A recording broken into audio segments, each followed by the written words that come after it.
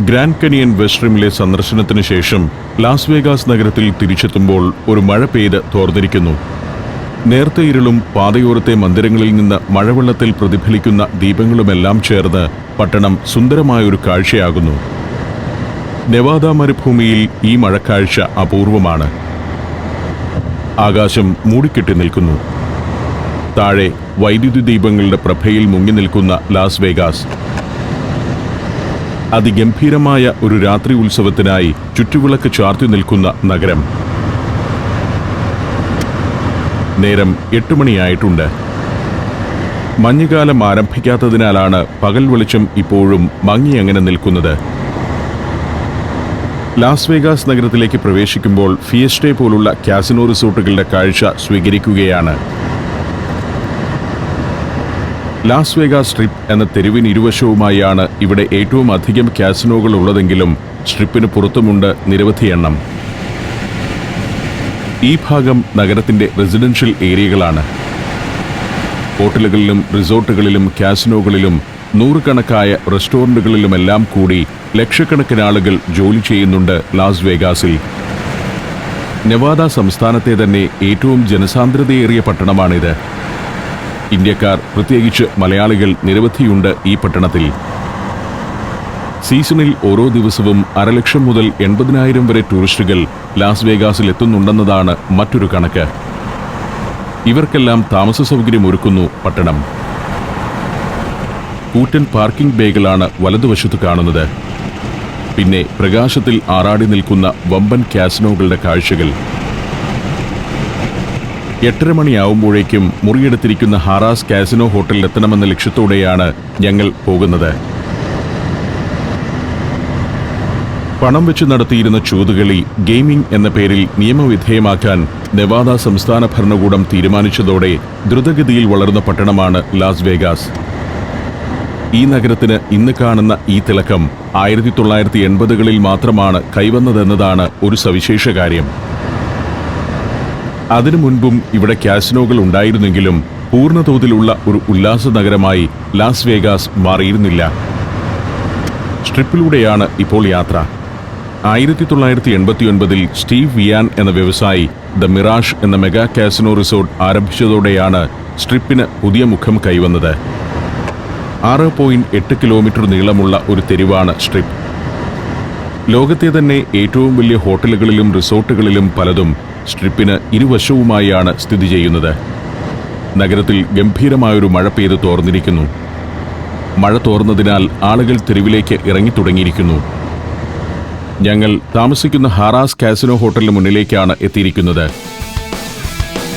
ഇതാണ് mirage resort. കാറിൽ നിന്നിറങ്ങി ഞാനും ലാലുവും ഹാറാസിന്റെ ലോബിയിലൂടെ നടക്കുകയാണ്. ആലഞ്ചേരി കാർ പാർക്ക് ചെയ്യാൻ പോയിരിക്കുന്നു. ലോബിയുടെ ഒരു ഭാഗത്തുനിന്ന് തന്നെ കാസിനോ തുടങ്ങുകയാണ്. അങ്ങിങ്ങായി ധാരാളം ഗെയിമിംഗ് മെഷീനുകൾ സ്ഥാപിച്ചിരിക്കുന്നു. 8:30 മണി നേരത്ത് ഇവിടെ ഇതാണ് അവസ്ഥ. ലാസ് വേഗാസിന്റെ പുറത്തെ കാഴ്ചകളിലേക്ക് പോയ സഞ്ചാരികൾ ഞങ്ങളെപ്പോലെ തിരിച്ചെത്തിക്കൊണ്ടിരിക്കുന്നതേയുള്ളൂ. $1 കൊണ്ട് ഇവിടെ കളി തുടങ്ങാം. സമ്പന്നനാകട്ടെ സാധാരണക്കാരനാകട്ടെ ഏത് റേഞ്ചിലുമുള്ള ആളുകൾക്കും കാസിനോയുടെ ഇത്തരം ഗെയിമുകളിൽ പങ്കെടുക്കാമെന്ന് ചുരുക്കം.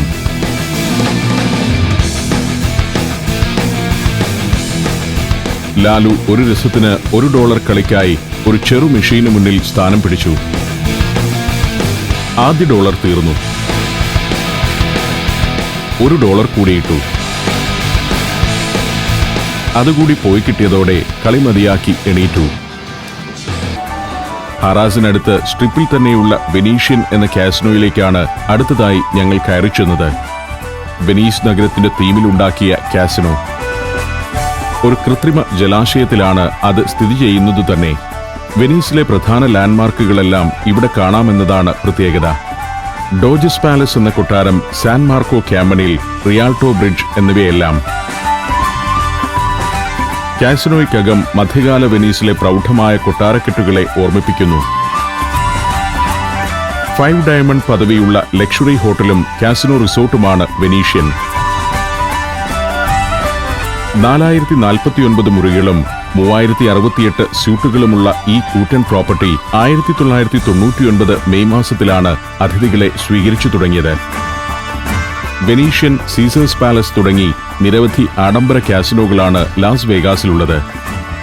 അവയുടെ ഉൾഭാഗം എങ്ങനെയിരിക്കുമെന്ന് പ്രേക്ഷകരെ കാണിക്കുന്നതിനായാണ് ഞങ്ങൾ വെനീഷിനകത്തുകൂടി ഇങ്ങനെ നടക്കുന്നത്.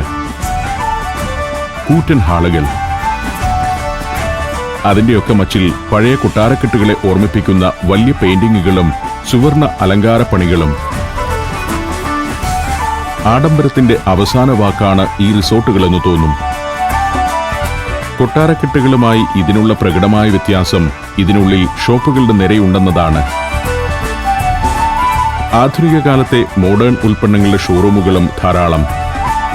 പല വിഭാഗത്തിലുള്ള ഭക്ഷ്യവിഭവങ്ങൾ ലഭിക്കുന്ന ഫുഡ് കോർട്ടുകൾ നിരവധി. ഡയമണ്ട്, സ്വർണ്ണാഭരണങ്ങൾ, പെയിന്റിങ്ങുകൾ, ഫാഷൻ വസ്ത്രങ്ങൾ. റിസോർട്ടിനുള്ളിലൂടെ നടക്കുമ്പോൾ വെനീസിലെ ഒരു തെരുവിലൂടെ നടക്കുന്ന അനുഭവമാണ്. യൂറോപ്പിലെ ആ ജലനഗരത്തെ ഇവിടെ പുനഃസൃഷ്ടിച്ചിരിക്കുകയാണ്. പ്രധാന കെട്ടിടത്തിന്റെ ഒരു നിലയുടെ സീലിംഗിൽ ചായക്കൂട്ടുകൊണ്ട് തീർത്ത ആകാശമാണത്.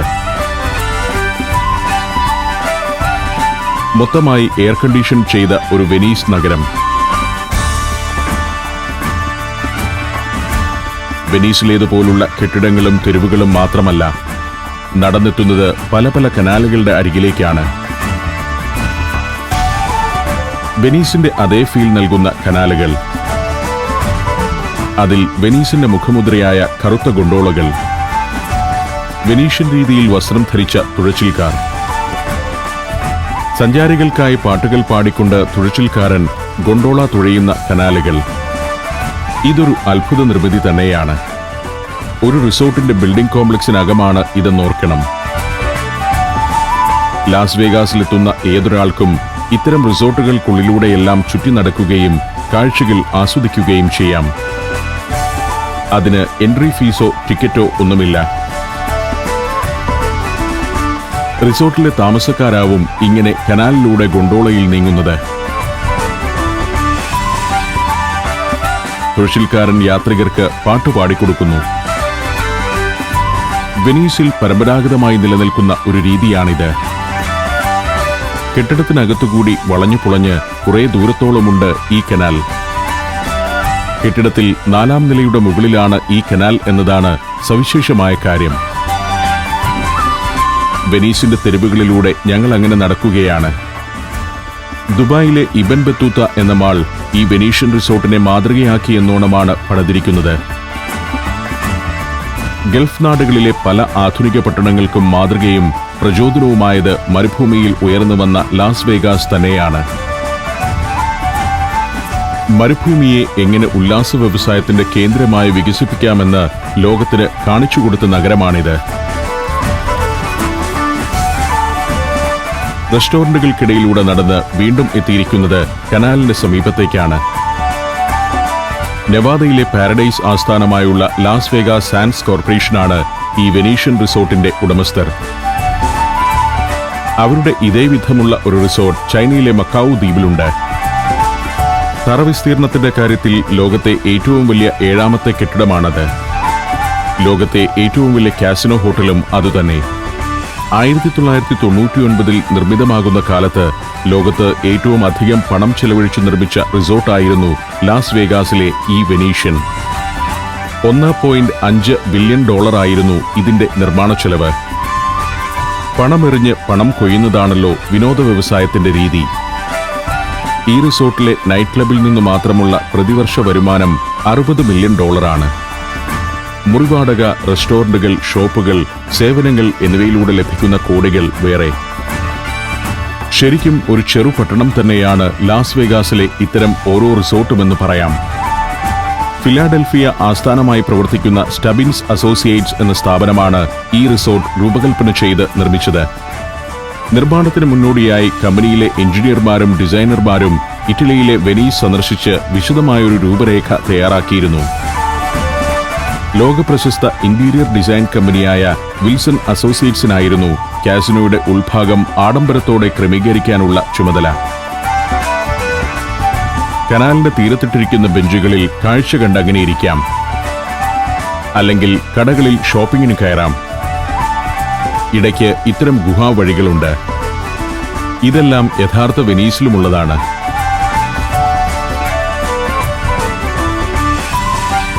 സാൻമാർക്ക് ചത്രം പോലുള്ള വലിയൊരു ചത്രത്തിലേക്കാണ് ഇപ്പോൾ നടന്നെത്തിയിരിക്കുന്നത്. സ്ക്വയറിനു ചുറ്റുമായി 3-4 നിലയുള്ള കെട്ടിടങ്ങൾ. ഈ കെട്ടിടങ്ങളെല്ലാം റിസോർട്ടിന്റെ വലിയൊരു കെട്ടിടത്തിനകത്താണെന്ന കാര്യം അല്പനേരത്തേക്കെങ്കിലും വിസ്മരിച്ചു പോകുന്നു. മുകളിലെ നീലാകാശം കൃത്രിമ സൃഷ്ടിയാണെന്നതും. ഇതിന്റെയൊക്കെ ഉള്ളിൽ ഹോട്ടൽ മുറികളാണ്. താഴത്തെ നിലകളിൽ റെസ്റ്റോറന്റുകളും പ്രവർത്തിക്കുന്നു. രാത്രിയിൽ ഇതിലെ ഇങ്ങനെ നടക്കുമ്പോൾ യൂറോപ്പിലെ ഏതെങ്കിലും ഒരു നഗരചത്വരത്തിൽ ചെന്നിറങ്ങിയ ഫീലാണ് ലഭിക്കുന്നത്. ധാരാളം റെസ്റ്റോറന്റുകൾ, വിളക്കുകാലുകൾ. ഇതൊരു കെട്ടിടത്തിനകമല്ല, തെരുവോരം തന്നെയാണെന്ന് ഒരു വേള തോന്നിപ്പോകുന്നു. ഒരു സിറ്റി ആകപ്പാടെ എയർ കണ്ടീഷൻ ചെയ്ത് നിർത്തിയത് പോലെയുണ്ട്. പട്ടണത്തിനകത്തെ കെട്ടിടങ്ങളാണ് നാം സാധാരണ കാണാറുള്ളത്. ഇവിടെയാകട്ടെ ഇത് കെട്ടിടത്തിനകത്തെ പട്ടണമാണ്. ബൃഹത്തായ നിർമ്മിതി തന്നെയാണിത്. പല ഭാഗത്തുകൂടിയും കനാലുകൾ പോകുന്നു. 2015 ഓഗസ്റ്റ് വരെയും വെനീഷ്യനും പാലസോയും ഉൾപ്പെടുന്ന ഈ കോംപ്ലക്സ് ആയിരുന്നു ലോകത്തെ ഏറ്റവും വലിയ ഹോട്ടൽ. ആകെ 7117 മുറികളാണ് ഇതിലുള്ളത്. മലേഷ്യയിലെ ജെൻഡിംഗ് ഹൈലാൻഡ്സിലുള്ള ഫസ്റ്റ് വേൾഡ് ഹോട്ടൽ 7351 മുറികളോടെ വിപുലീകരിക്കപ്പെട്ടപ്പോഴാണ് വലിപ്പത്തിന്റെ കാര്യത്തിൽ വെനീഷ്യൻ 2ാം സ്ഥാനത്തായത്. വാസ്തുശില്പകലയിലെ ലോകാത്ഭുതം തന്നെയാണിതെന്ന് എനിക്ക് തോന്നിപ്പോകുന്നു. സ്വീകരിച്ച ആശയം, നിർമ്മാണ രീതി, നിലനിർത്തുന്നതിലെ കണിശത എന്നിവയെല്ലാം ഈ അത്ഭുത നിർമ്മിതിയിലെ ശ്രദ്ധേയമായ കാര്യങ്ങൾ തന്നെയാണ്. വെനീഷ്യന്റെ അകത്തളങ്ങളിലൂടെയെല്ലാം ഞങ്ങൾ കുറേ നേരം ചുറ്റി നടന്നു.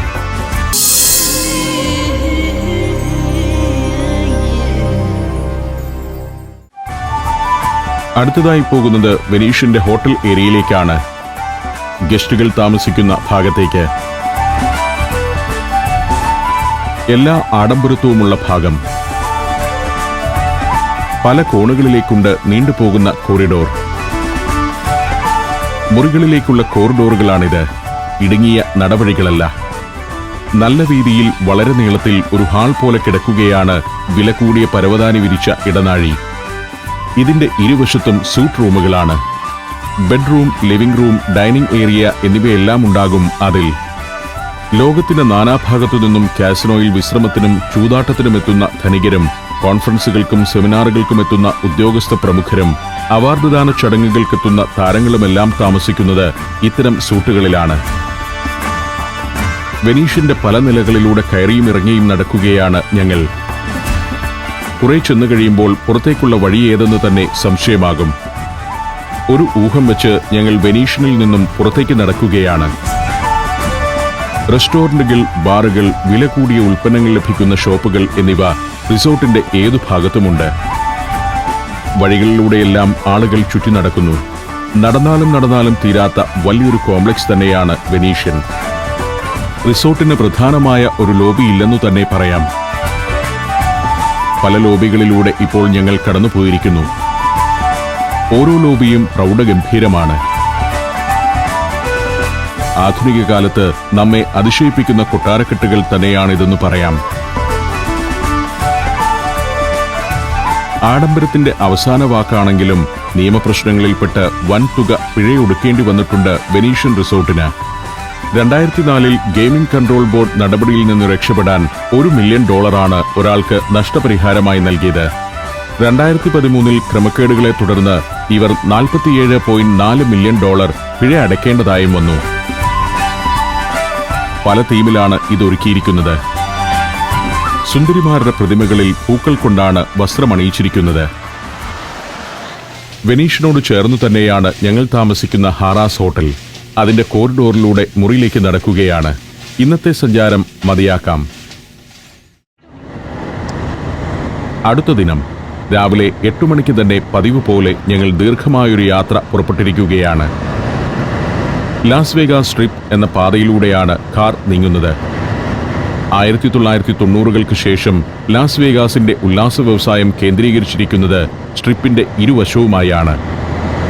ലോകത്തെ തന്നെ ഏറ്റവും വലിയ 25 ഹോട്ടലുകളിൽ 15ഉം കേന്ദ്രീകരിച്ചിരിക്കുന്നത് സ്ട്രിപ്പിന്റെ ഇരുവശവുമായാണെന്നറിയുമ്പോൾ ഈ പാതയുടെ ഇന്നത്തെ പ്രാധാന്യം വ്യക്തമാകും.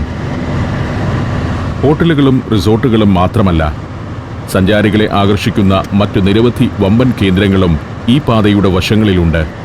ഗ്രാൻഡ് കനാൽ ഷോപ്സ് എന്ന മാൾ, ക്രിസ്റ്റൽസ് എന്ന luxury fashion mall, showcase mall, strip golf course, ലോകത്തെ ഏറ്റവും വലിയ ഗിഫ്റ്റ് ഷോപ്പായ ബൊനാൻസ ഗിഫ്റ്റ് ഷോപ്പ് എന്നിവയെല്ലാം അതിൽ ഉൾപ്പെടുന്നു. ഡെത്ത് വാലിയിലേക്കാണ് ഞങ്ങൾ ഇന്ന് പോകുന്നത്. ആലഞ്ചേരി അവിടേക്കുള്ള വഴിയെല്ലാം മനസ്സിലാക്കി വെച്ചിട്ടുണ്ട്. ഉല്ലാസ വ്യവസായത്തിന്റെ ലോക തലസ്ഥാനമെന്നറിയപ്പെടുമ്പോഴും ലാസ് വേഗാസിന് സ്വന്തമായ ചില പ്രത്യേകതകളുണ്ട്. അതിലൊന്ന് ഈ നഗരം ലോകത്തിന് സംഭാവന ചെയ്ത പ്രമുഖ വ്യക്തികളാണ്. ആന്ദ്രെ അഗാസി, ലോകപ്രശസ്ത മജീഷ്യനായ David Copperfield, Elvis Presley, Mike Tyson തുടങ്ങി ആ പട്ടിക വളരെ നീണ്ടതാണ്. പലരും ലാസ് വേഗാസിൽ ജനിച്ചവർ, മറ്റു ചിലരാകട്ടെ സ്ഥിരവാസത്തിനായി ഈ നഗരത്തെ തിരഞ്ഞെടുത്തവരും. ലാസ് വേഗാസ് നഗരത്തിന്റെ പ്രധാന ഭാഗം പിന്നിലായിരിക്കുന്നു. ഇവിടമൊന്നും ടൂറിസ്റ്റുകൾക്കുള്ള പ്രദേശങ്ങളല്ല, ഇന്നാട്ടുകാരുടെ താമസ കേന്ദ്രങ്ങളാണ്. അവർ ഭൂരിഭാഗവും ലാസ് വേഗാസിന്റെ ഉല്ലാസ വ്യവസായത്തെ ഉപജീവിച്ചു കഴിയുന്നവരാണ്. കാസിനോകളിലും ഹോട്ടലുകളിലും റിസോർട്ടുകളിലും മാളുകളിലും ജോലി ചെയ്യുന്നവർ. ടൂറിസം, കാസിനോകൾ എന്നിവയിൽ 10,000-കണക്കിന് ആളുകൾക്കാണ് ലാസ് വേഗാസ് തൊഴിൽ നൽകുന്നത്. ഇത്തരം റെസിഡൻഷ്യൽ ഏരിയകൾ അവരുടേതാണ്. എന്റർപ്രൈസ് എന്നാണ് ഈ പ്രദേശത്തിന് പേര്. ലാസ് വേഗാസ് പട്ടണത്തിന്റെ ഒരു ഭാഗം തന്നെയാണ് എന്റർപ്രൈസ്. പാതയോരത്ത് സൂപ്പർ മാർക്കറ്റുകളും റെസ്റ്റോറന്റുകളുമെല്ലാം കാണാം. ഇവിടുത്തെ ആളുകൾ നിത്യോപയോഗ സാധനങ്ങൾ വാങ്ങാനും ഭക്ഷണം കഴിക്കാനും എല്ലാം എത്തുന്ന കേന്ദ്രങ്ങൾ. സാധാരണക്കാരുടെ താമസ കേന്ദ്രങ്ങളാണ് അക്കാണുന്നതെല്ലാം. ഏതാണ്ട് ഒരേ രൂപമുള്ള വീടുകൾ, 100 കണക്കിന് വീടുകൾ. പട്ടണത്തിൽ നിന്നും മാറിയുള്ള റെസിഡൻഷ്യൽ ഏരിയകൾ ഇവിടെ ഇങ്ങനെയാണ്. ഒറ്റ വീടുകൾ കുറവാണ്. 2-4 കുടുംബങ്ങൾ വസിക്കുന്ന കെട്ടിടങ്ങൾ ഉൾപ്പെട്ട അപ്പാർട്ട്മെന്റ് സമുച്ചയങ്ങളാണത്. റെയ്ലാൻഡ് ഹോംസ് എന്നൊരു കമ്പനി ഡെവലപ്പ് ചെയ്ത അപ്പാർട്ട്മെന്റ് സമുച്ചയങ്ങളാണ് ഇതിൽ കൂടുതലും. ലാസ് വേഗാസിലും പരിസരങ്ങളിലുമായി ഇത്തരത്തിലുള്ള 28 ഹൗസിംഗ് കോംപ്ലക്സുകൾ റെയ്ലാൻഡ് ഹോംസിൻ്റെതായുണ്ട്. അതോരോന്നും ഓരോ കമ്മ്യൂണിറ്റിയായി മാറിക്കഴിഞ്ഞു. ഈ പ്രദേശങ്ങളിൽ ഇന്ത്യക്കാർ, പ്രത്യേകിച്ച് മലയാളികളും വസിക്കുന്നുണ്ട്. Kerala association of Las Vegas എന്നൊരു സംഘടനയുമുണ്ടിവിടെ. ഈ പട്ടണത്തിലുള്ള മലയാളികളുടെ കൂട്ടായ്മയാണത്. കാർ ഒട്ടൊരു വിജനപ്രദേശത്തേക്ക് എത്തിയിരിക്കുന്നു. നരച്ച മലകളാണ് മുന്നിൽ കാഴ്ച. മലനിരകളാൽ സംരക്ഷിക്കപ്പെടുന്ന ഒരു നഗരമാണ് ലാസ് വേഗാസ് എന്ന് പറയാം. ഇന്നലെ ഹൂവർ ഡാമിന്റെ ദിശയിലേക്കും മലകൾ കടന്നാണ് പോയത്. കിഴക്കൻ ദിശയിലേക്കായിരുന്നു ഇന്നലത്തെ യാത്ര. ഇന്നിപ്പോൾ പടിഞ്ഞാറൻ ദിശയിലേക്കാണ് പോകുന്നത്. ഈ ദിശയിലും മലനിരകൾ ഒട്ടും കുറവല്ല. മൗണ്ടൻ സ്പ്രിങ്സ് എന്ന പ്രദേശമാണ് മുന്നിൽ കാണുന്നത്. ഈ കാണുന്ന മലകളുടെ ചെരുവുകളിലും താഴ്വരകളിലുമെല്ലാം ധാരാളം സോളാർ പവർ പ്ലാന്റുകളുണ്ട്. ലാസ് വേഗാസിൽ നിന്നും ഞങ്ങൾ ഏതാണ്ട് 100 കിലോമീറ്റർ യാത്ര ചെയ്ത് കഴിഞ്ഞിരിക്കുന്നു. പഹ്റംബ് എന്ന പട്ടണത്തിലേക്കാണ് ഇപ്പോൾ എത്തിയിരിക്കുന്നത്. പഹ്റംബിലുമുണ്ട് ഒറ്റപ്പെട്ട ചില കാസിനോകൾ. ജനക്കൂട്ടത്തിൽ നിന്നകന്ന് കാസിനോകളിലെ കളികളിൽ ഏർപ്പെടാൻ ആഗ്രഹിക്കുന്നവരാണ് ഇത്തരം പട്ടണങ്ങളിലേക്ക് വരികയെന്ന് എനിക്ക് തോന്നുന്നു. സ്ഥിരം കളിക്കാർക്ക് ലാസ് വേഗാസിന്റെ പളപളപ്പിന്റെ ആവശ്യവുമില്ല. കളിയിൽ മാത്രമാവും അവരുടെ ശ്രദ്ധ. അതിന് ആൾത്തിരക്ക് കുറഞ്ഞ പഹ്റം പോലുള്ള പട്ടണങ്ങളിലെ കാസിനോകളാവും ഏറ്റവും അഭികാമ്യം. പഹ്റം കടന്ന് മൊഹാവി മരുഭൂമിയിലൂടെ കാർ നീങ്ങുകയാണ്. നെവാദയുടെയും കാലിഫോർണിയയുടെയും അതിർത്തിയിലേക്കാണ് എത്തുന്നത്. നെവാദ സ്റ്റേറ്റിന്റെ ഏറ്റവും പടിഞ്ഞാറേ ഭാഗമാണിത്. അധികം താമസിയാതെ കാർ കാലിഫോർണിയ സ്റ്റേറ്റിലേക്ക് കയറും. പടിഞ്ഞാറൻ അർദ്ധഗോളത്തിലെ ഏറ്റവും ആഴമുള്ളൊരു ഭൂഭാഗമാണ് ഡെത്ത് വാലി. ഈ മേഖലയിലെ തന്നെ ഏറ്റവും ചൂടുകൂടിയ സ്ഥലവും ഡെത്ത് വാലിയും പരിസരവുമാണ്. കൊടും ചൂടിൽ ഭൂമി വിണ്ടുകീറി കിടക്കുന്ന ഒരു പ്രദേശമാണത്. മനുഷ്യർക്ക് മാത്രമല്ല, മറ്റൊന്നിനും നിലനിൽപ്പ് സാധ്യമല്ലാത്ത ഇടമായതിനാലാണ് ആ പ്രദേശത്തിന് ഡെത്ത് വാലി എന്ന് പേര് വന്നത്. ഇനി കുറേ ദൂരം ഞങ്ങൾ താഴ്ചയിലേക്ക് ഇറങ്ങുകയാണ്. അത്ഭുതങ്ങളുടെ ആ കാഴ്ചയിലേക്കാണ് സഞ്ചാരം തുടരുന്നത്.